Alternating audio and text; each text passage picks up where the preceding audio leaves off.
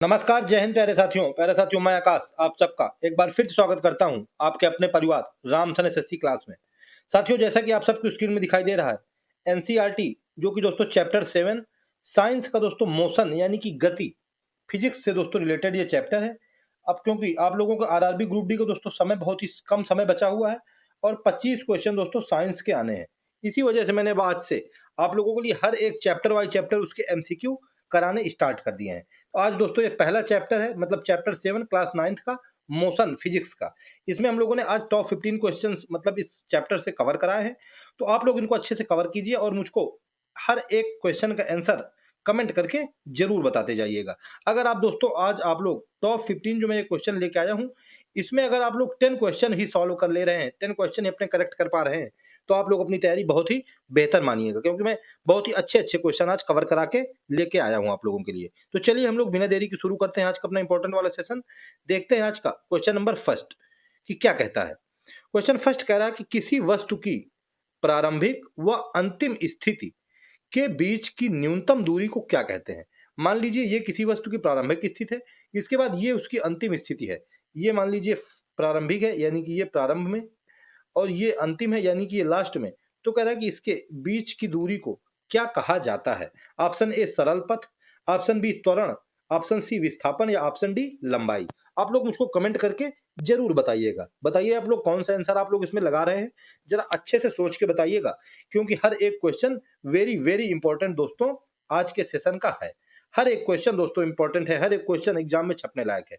Option number C विस्थापन क्या हो जाएगा, बिल्कुल राइट आंसर हो जाएगा। ठीक है, किसी वस्तु की प्रारंभिक व अंतिम स्थिति के बीच की न्यूनतम दूरी को, मिनिमम डिस्टेंस को क्या कहा जाता है, विस्थापन कहा जाता है। ठीक है ना, ऑप्शन नंबर सी हम लोगों का बिल्कुल राइट आंसर हो जाएगा। चलिए हम लोग नेक्स्ट क्वेश्चन देखते हैं दोस्तों। क्वेश्चन नंबर सेकंड आ गया दोस्तों, very very important question. Second number question कह रहा है कि स्वचालित वाहनों में उनके द्वारा तय की गई दूरी को किस यंत्र द्वारा मापा जाता है। ये जो मीटर लगा होता है वाहनों में, यानी कि चार पहिया में या मोटरसाइकिल में, इसमें जो वो मीटर में मतलब दूरी उनकी दिखाई देती रहती है। तो कह रहा है कि उस दूरी को किस यंत्र के द्वारा मापा जाता है। ऑप्शन नंबर ए दिया हुआ है एनीमोमीटर। एनीमोमीटर क्या होता है, इससे दोस्तों हवा की गति को मापा जाता है, यानी कि हवा की स्पीड को मापा जाता है। तो ये तो दोस्तों नहीं होगा। नंबर बी में दिया हुआ है ओडोमीटर, यही हम लोगों को बिल्कुल राइट आंसर हो जाएगा। ठीक है, तो स्वचालित वाहनों में उनके द्वारा तय की गई दूरी को ओडोमीटर के द्वारा मापा जाता है। किसके द्वारा, ओडोमीटर के द्वारा। नंबर सी में क्या दिया हुआ है, फेदोमीटर। फेदोमीटर से दोस्तों समुद्र की गहराई को मापा जाता है। किसको, समुद्र की गहराई। ये दोस्तों फेदोमीटर के द्वारा मापा जाता है, यानी कि गहराई मापी जाती है। प्रकाश वर्ष, ये दोस्तों दूरी नापने का मात्रक है, मतलब दूरी नापने के लिए प्रकाश वर्ष का यूज किया जाता है। चलिए नेक्स्ट क्वेश्चन देखते हैं हम लोग। Question number third. हर एक क्वेश्चन दोस्तों आप लोगों को अच्छे से पढ़ना है और उसका अच्छे से सोच के जवाब देना है। ठीक है, क्योंकि एनसीईआरटी से डायरेक्ट मैंने क्वेश्चन निकाले हैं बिना किसी उसके। अगर आप लोग, मैंने बताया कि आज जो 15 या 16 क्वेश्चन में अगर 10 क्वेश्चन ही आप लोग करेक्ट कर रहे हैं, तो आप लोग अपनी तैयारी को बहुत ही अच्छा मानिएगा। चलिए थर्ड क्वेश्चन कह रहा है कि किसी वस्तु का वेग खाली स्थान हो सकता है। वेग क्या हो सकता है। नंबर ए समान हो सकता है, नंबर बी असमान हो सकता है, नंबर सी समान या असमान दोनों हो सकता है, या नंबर डी इनमें से कोई नहीं। आप लोग बताइए किसी वस्तु का वेग या वेलोसिटी जो होती है वो क्या हो सकती है। तो वो दोस्तों समान या असमान दोनों हो सकता है। ऑप्शन नंबर सी क्या हो जाएगा, बिल्कुल राइट आंसर निकल करके आ जाएगा। ठीक है, समान वेग भी हो सकता है और असमान वेग भी हो सकता है, क्योंकि जब ये समान और असमान दो तरह के वेग होते हैं, तो इन्हीं को निकालने के लिए हम लोग औसत वेग का यूज करते हैं। इसका औसत वेग, इसी के मतलब औसत वेग जो टर्म यूज होता है ना, ये इसी वजह से यूज होता है कि पहले वेग क्या था बाद में वेग क्या है, इनको दोनों को ऐड करा के अपान में 2 कर दिया जाता है, तो वो एवरेज वेलोसिटी यानी कि औसत वेग निकल के आ जाता है। यानी कि किसी वस्तु का वेग समान भी हो सकता है और असमान भी हो सकता है। ठीक है, चलिए नेक्स्ट देखते हैं क्वेश्चन। Question number 4। दोस्तों आप लोगों से मैं एक बात कहूंगा कि अगर आप लोग चैनल पर नए हो तो चैनल को सब्सक्राइब जरूर कर लीजिएगा। ठीक है, क्योंकि ऐसी इंपॉर्टेंट क्लासें आप लोगों को, जो आप लोगों के अभी 3 अगस्त से लेकर के 21 अगस्त तक आरआरबी ग्रुप डी के एग्जाम होने हैं, 21 अगस्त तक आप लोगों को ऐसी इंपॉर्टेंट क्लासें मिलती रहेंगी। नेक्स्ट क्वेश्चन 4 नंबर कह रहा है कि किसी वस्तु की चाल यानी कि स्पीड परिवर्तित हो सकती है चाल कैसे परिवर्तित हो सकती है? नंबर ए कह रहा है गति के साथ चाल परिवर्तित हो जाएगी। नंबर बी में कह रहा है कि गति के दिशा के साथ चाल परिवर्तित हो जाएगी। नंबर सी में कह रहा है कि गति की दिशा या दोनों, यानी कि गति की दिशा भी और दोनों का मतलब गति भी। यानी कि अगर हम लोग मान लीजिए पूरब की तरफ जा रहे थे 5 की स्पीड से, 10 की स्पीड से, फिर हमने दिशा चेंज कर दी, उत्तर की ओर जाने लगे, नॉर्थ साइड की ओर, और हमारी स्पीड भी चेंज हो गई। तो कह रहा है कि क्या इन दोनों के परिवर्तन के साथ चाल परिवर्तित होती है? तो ऑप्शन सी हम लोगों को बिल्कुल दोस्तों राइट आंसर हो जाएगा। गति की दिशा और गति, इन दोनों के परिवर्तन के साथ किसी वस्तु की जो चाल है, यानी कि जो स्पीड है, वो परिवर्तित हो सकती है। ठीक है, मैंने बताया दोस्तों हर एक क्वेश्चन आज इंपॉर्टेंट है, हर एक क्वेश्चन लॉजिक बेस्ड है, आप लोगों को अच्छे से सोच के आंसर देना है, नहीं तो आप लोग हर एक क्वेश्चन में आज फंस जाएंगे। ठीक है, सी नंबर ऑप्शन हम लोगों को बिल्कुल राइट आंसर हो जाएगा। चलिए हम लोग नेक्स्ट क्वेश्चन देखते हैं दोस्तों, क्वेश्चन नंबर 5। आप लोग दोस्तों कमेंट करके मुझको जरूर बताना आज के आंसर। ठीक है, कह रहा है कि किसी वस्तु की एक समान सरल रेखीय गति के दौरान एक सरल रेखा में गति कर रहा है। कह रहा है खाली के दौरान खाली स्थान के साथ वेग नियत रहता है। किसके साथ वेग नियत रहता है? समय के साथ वेग नियत रहता है, विस्थापन के साथ वेग नियत रहता है, त्वरण के साथ वेग नियत रहता है, या दूरी के साथ वेग नियत रहता है। तो दोस्तों किसी वस्तु की एक समान सरल रेखीय गति के दौरान समय के साथ वेग क्या रहता है? नियत रहता है। यानी कि ऑप्शन नंबर ए हम लोगों को बिल्कुल राइट आंसर हो जाएगा। ठीक है, टाइम यानी कि समय के साथ में सरल रेखा, ये सरल रेखा में जो गति होती है तो इसमें वेग क्या है? समय के साथ में बिल्कुल नियत रहता है, फिक्स बिल्कुल चलता रहता है। चलिए नेक्स्ट देखते हैं question, question number 6 number question कह रहा है कि एक वस्तु के प्रति इकाई समय में वेग परिवर्तन की माप को कहते हैं। यानी कि प्रति इकाई, यानी कि वेग परिवर्तन ऊपर, क्या वेग परिवर्तन यानी कि वेग में परिवर्तन हो अपान प्रति इकाई समय। तो कह रहे हैं कि इसको क्या कहा जाता है? ऑप्शन ए जड़त्व यानी कि इनर्शिया, ऑप्शन बी विस्थापन यानी कि डिस्टेंस, ऑप्शन सी त्वरण यानी कि एक्सीलरेशन, या ऑप्शन डी असमान वेग। क्या किसी वस्तु के प्रति इकाई समय में वेग परिवर्तन, एक इकाई समय में वेग में परिवर्तन हो, उसको दोस्तों त्वरण कहा जाता है। ऑप्शन नंबर ए बिल्कुल राइट आंसर हो जाएगा। ठीक है, त्वरण यानी कि वेग परिवर्तन, तो क्या हो जाएगा? वेग में परिवर्तन बटे लिया गया समय, यानी कि चाहे समय कह दीजिए चाहे लिया गया समय। वेग में परिवर्तन, पहले मान लीजिए इसका वेग v था, बाद में उसका वेग u हो गया, अपान t समय में परिवर्तन हो गया, तो v minus you upon T. हमसे पूछता है कि इसका मात्रक यानी कि यूनिट क्या होता है? तो वेग, वेग का होता है मीटर पर सेकेंड, ये तो वेग का हो गया, और नीचे एक सेकेंड और है यानी कि इंटू सेकेंड, तो हो जाएगा मीटर पर सेकेंड स्क्वायर। ये हो जाता है दोस्तों त्वरण का यूनिट यानी कि त्वरण का मात्रक। त्वरण प्रति इकाई समय में वेग परिवर्तन की माप को क्या कहते हैं? त्वरण कहते हैं दोस्तों। बहुत बार एग्जाम में पूछी जाती है डायरेक्ट डिफिनीशन, आप लोग इसको याद रखिएगा। चलिए नेक्स्ट क्वेश्चन देखते हैं दोस्तों, क्वेश्चन नंबर 7। दोस्तों हम लोग जब एक एक चैप्टर के एमसीक्यू कवर कर लेंगे तो फिर हमारे साइंस में 25 में से आप लोग यकीन मानिए 20 प्लस क्वेश्चन हो करके आएंगे। क्वेश्चन 7 कह रहा है कि यदि त्वरण वेग की दिशा में है, एक्सीलरेशन जो है वो वेग की दिशा में है, इसी दिशा में है, मान लीजिए ईस्ट साइड में, तो कह रहा है कि बताइए इसे लिया जाता है, इसे कैसे लिया जाता है? ऑप्शन ए ऋणात्मक लिया जाता है, ऑप्शन बी धनात्मक लिया जाता है, ऑप्शन सी उदासीन रहता है, या ऑप्शन डी धनात्मक और ऋणात्मक दोनों रहता है।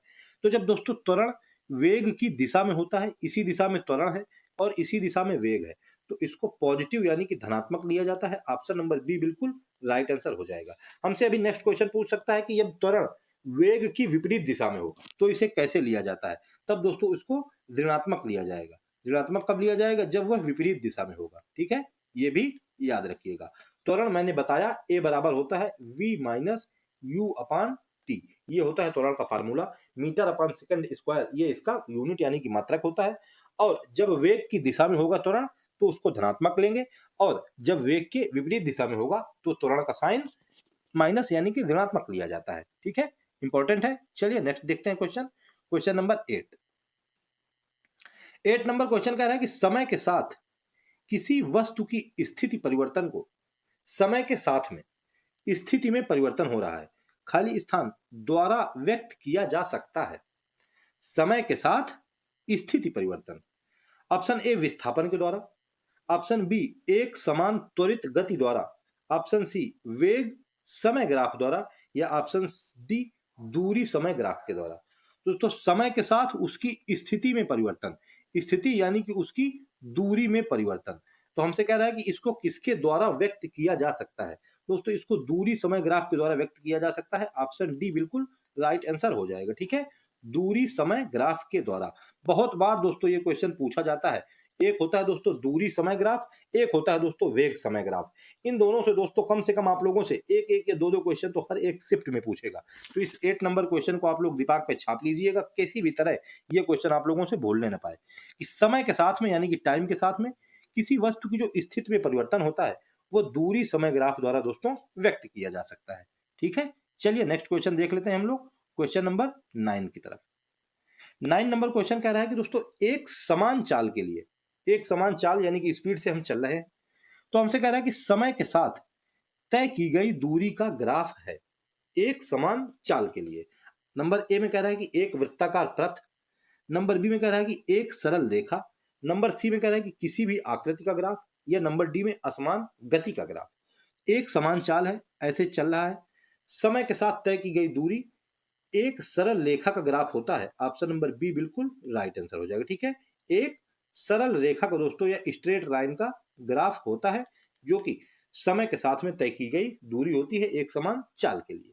ठीक है, चलिए नेक्स्ट क्वेश्चन देखते हैं क्वेश्चन नंबर 10।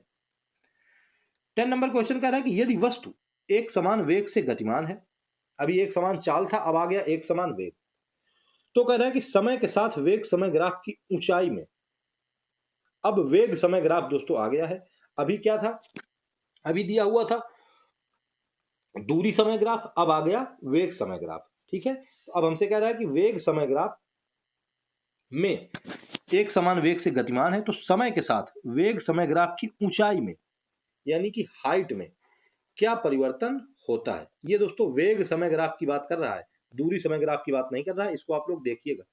ऑप्शन इनमें ए में कह रहा है कि 2 गुने का परिवर्तन होता है उसकी ऊंचाई में, यानी कि 2 टाइम्स का। ऑप्शन नंबर बी में कह रहा है कि 4 गुने का परिवर्तन होता है यानी कि 4 टाइम्स का। ऑप्शन सी में कह रहा है कि कोई परिवर्तन नहीं होगा, या ऑप्शन नंबर डी कह रहा है कि पहले बढ़ेगा फिर घटेगा।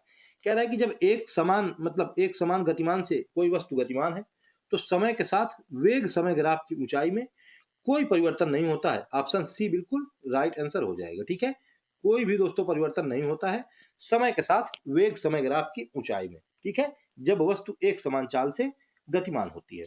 आप लोग सी नंबर ऑप्शन बिल्कुल करेक्ट लगा दीजिएगा और इसको अच्छी तरीके से याद भी कर लीजिएगा। 9 नंबर क्वेश्चन मैंने अभी जो इसके पहले बताया, और ये 10 नंबर क्वेश्चन 100% इंपॉर्टेंट है। चलिए नेक्स्ट क्वेश्चन देखते हैं क्वेश्चन नंबर 11। अभी दोस्तों आगे बहुत ही इंपॉर्टेंट क्वेश्चन बचे हुए हैं। कह रहा है कि सभी एक समान त्वरित गतियों के लिए वेग समय ग्राफ, खाली मतलब वेग समय ग्राफ है, डैश, ये डैश लगा हुआ है, वेग समय ग्राफ है। अभी मैंने बताया था, अभी फिर से रिपीट हो गया है क्वेश्चन, बस थोड़ी सी लैंग्वेज चेंज हो गई है। कह रहा है कि एक समान त्वरित गतियों के लिए वेग समय ग्राफ नंबर 1 में एक सीधी रेखा है, नंबर बी में किसी भी आकृति का है, नंबर सी में लंबवत है, या नंबर डी में परवलयाकार है। अभी मैंने बताया था कि एक समान चाल के लिए, यानी कि यहां पर एक समान चाल की जगह में एक समान त्वरित गति कर दिया है बस। फिर कह रहा था कि समय के साथ तय की गई दूरी का ग्राफ क्या होता है, वो होता है सरल रेखा यानी कि एक सीधी रेखा। ऑप्शन ए हम लोगों को बिल्कुल राइट आंसर हो जाएगा। ठीक है, एक समान त्वरित गतियों के लिए वेग समय ग्राफ कैसा होता है, एक सीधी रेखा होता है। ऑप्शन नंबर ए हम लोगों का राइट आंसर हो जाएगा। ये भी दोस्तों वेरी इंपॉर्टेंट क्वेश्चन आप लोगों के लिए होने वाला है। चलिए नेक्स्ट क्वेश्चन की तरफ चलते हैं हम लोग। क्वेश्चन नंबर फिर से दोस्तों आ गया है 11, यानी कि क्वेश्चन 12 यहाँ पर होना चाहिए लेकिन मिसप्रिंट हो गया था तो 11 ही रखिए। कह रहा है कि असमान त्वरित गतियों के लिए, अभी दोस्तों समान की बात कर रहा था, अब आ गया असमान गति। असमान त्वरित गतियों के लिए वेग समय ग्राफ, अभी समान वाले के लिए क्या था कि जब पूछा था कि समान के लिए सीधी रेखा था, अब असमान के लिए, अब इसके लिए सीधी रेखा तो नहीं होगा, इसके लिए होगा दोस्तों किसी भी आकृति का। ऑप्शन नंबर बी बिल्कुल राइट आंसर हो जाएगा। ठीक है, एक समान गति के लिए सीधी रेखा होता है और असमान त्वरित गति के लिए वेग समय ग्राफ किसी भी आकृति का होता है। ऑप्शन नंबर बी हम लोगों का बिल्कुल राइट आंसर हो जाएगा। चलिए नेक्स्ट क्वेश्चन देखते हैं क्वेश्चन नंबर 13। अभी 12 था, अब ये आ गया 13 नंबर। कह रहा है कि जब किसी पत्थर को वृत्तीय पथ पर घुमाया जाता है तो उसकी गति की दिशा खाली स्थान पर परिवर्तित होती है। ये मान लीजिए धागे में हम लोग जब पत्थर बांध के गोल गोल घुमाते हैं, तो हमसे कह रहा है कि जो उसके पत्थर की गति की दिशा होती है वो खाली स्थान परिवर्तित तो होती है। बहुत बार दोस्तों ये क्वेश्चन एग्जाम में पूछा जा चुका है, आप लोगों को शायद पता भी होगा। नंबर एक में कह रहा है कि एक बिंदु पर परिवर्तित होती है। नंबर बी कह रहा है कि प्रत्येक बिंदु पर परिवर्तित होती है। नंबर सी कह रहा है कि एक निश्चित ऊंचाई पर जाकर के परिवर्तित होती है। या नंबर डी कह रहा है कि समकोण पर यानी कि 90 डिग्री पर परिवर्तित होती है। जब दोस्तों वृत्तीय पथ होता है तो उसमें जो गति की दिशा होती है वो हर एक बिंदु यानी कि प्रत्येक बिंदु पर परिवर्तित होती है। ये गोला दोस्तों जो गोल गोल है, इसमें हर एक बिंदु पर दोस्तों यहाँ पर यहाँ पर यहाँ पर यहाँ पर यहाँ पर यहाँ पर हर एक पॉइंट में क्या हो गई, इसकी दिशा बदल रही है। ठीक है, ऑप्शन नंबर बी हम लोगों का बिल्कुल राइट आंसर हो जाएगा। चलिए नेक्स्ट क्वेश्चन देखते हैं दोस्तों हम लोग। क्वेश्चन नंबर 13 यानी कि सॉरी 14, वेरी वेरी इंपॉर्टेंट दोस्तों आ गया है क्वेश्चन। अब आप लोग इसको अच्छे से जवाब दीजिएगा। ठीक है, अभी जो लास्ट के दोस्तों अभी 3 क्वेश्चन बचे हुए हैं, 13 यानी कि 14 है दोस्तों, ये 14 के बाद 15 और 16, वेरी वेरी इंपॉर्टेंट दोस्तों ये होने वाले हैं आप लोगों के लिए। ठीक है, जरूर दोस्तों ये क्वेश्चन पूछता है। गति के दोस्तों 3 समीकरण होते हैं, ये सबको पता है। हमसे कह रहा है कि गति का कौन सा समीकरण वेग यानी कि v एवं स्थिति यानी कि s के बीच संबंध व्यक्त करती है। ठीक है, वेग एवं स्थिति के बीच। अब आप लोग बताइए कि वेग एवं स्थिति के बीच कौन सा समीकरण सही संबंध व्यक्त करती है। नंबर ए में कह रहा है कि a बराबर v minus you upon T. ये तो दोस्तों एक्सीलरेशन यानी कि त्वरण का फार्मूला लिखा है, ये नहीं होगा। नंबर बी में कह रहा है कि s बराबर u t plus half a t square, ये भी दोस्तों नहीं होगा। नंबर सी में कह रहा है कि 2as बराबर v square minus u square, यही दोस्तों बिल्कुल करेक्ट आंसर हो जाएगा। ठीक है, यानी कि स्थिति s और वेग v square minus u square, इसके बीच संबंध ऑप्शन नंबर सी हम लोगों का बिल्कुल राइट आंसर हो जाएगा। ठीक है, वेग एवं स्थिति के बीच इक्वेशन थर्ड समीकरण 3, गति का ये दोस्तों तीसरा समीकरण है। समीकरण 3 वो भी गति का क्या होता है, v square minus u square बराबर 2as, ये दोस्तों वेग एवं स्थिति के बीच संबंध को व्यक्त करती है। चलिए नेक्स्ट क्वेश्चन देखते हैं दोस्तों। क्वेश्चन नंबर 14 क्या दोस्तों 15 नंबर है वैसे, बस एक क्वेश्चन का मिसप्रिंट हो गया है। कह रहा है कि गति का कौन सा समीकरण वेग एवं समय यानी कि v एवं t के बीच संबंध व्यक्त करती है, v और t के बीच में। यानी कि ऑप्शन नंबर डी दोस्तों हम लोगों को बिल्कुल राइट आंसर हो जाएगा, v बराबर u plus A T.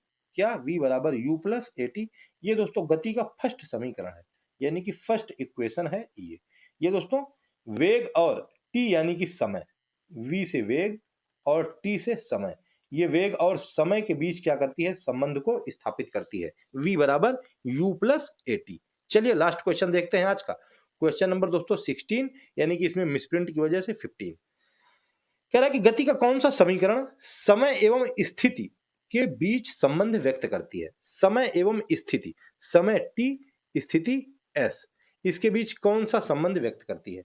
s बराबर u t plus half a t square, option number B बिल्कुल राइट आंसर हो जाएगा। ठीक है, समय t इसके बीच में, समय t और s स्थिति इसके बीच में संबंध दर्शाने वाला समीकरण, सेकंड नंबर का समीकरण s बराबर u t plus half a t square, ये हम लोगों का बिल्कुल राइट आंसर हो जाएगा। ठीक है, तो हम लोगों ने तीनों देख लिए कि v बराबर अगर दिया हुआ है u प्लस ए टी तो ये दोस्तों वेग और समय के बीच संबंध को दर्शाता है।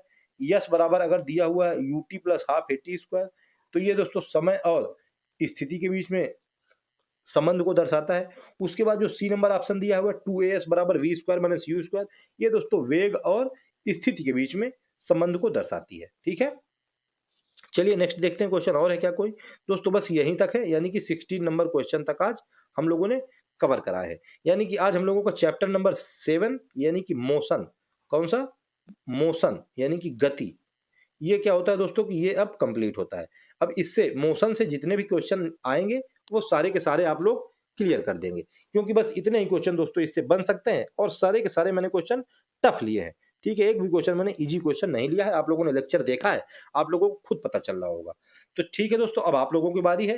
अगर दोस्तों आप लोगों को लेक्चर पसंद आया हो, क्लास पसंद आई हो, तो फिर एक प्यारा सा कमेंट करके मुझको जरूर बताइएगा, और अगर चैनल पर नए हो तो चैनल को सब्सक्राइब करना मत भूलिएगा। ठीक है, और जो भी आपके यार दोस्त तैयारी करने वाले हों, उनको भी अगर ग्रुप डी का एग्जाम देना हो तो फिर सेशन को शेयर कर दीजिएगा, जिससे कि उनका भी कुछ भला हो जाए। ठीक है, तो फिर दोस्तों आप लोग इसको सेशन को अच्छे से तैयार कीजिए, अच्छे से कंप्लीट कीजिए। मिलते हैं फिर नेक्स्ट सेशन में, तब तक के लिए जय हिंद, जय श्री राम।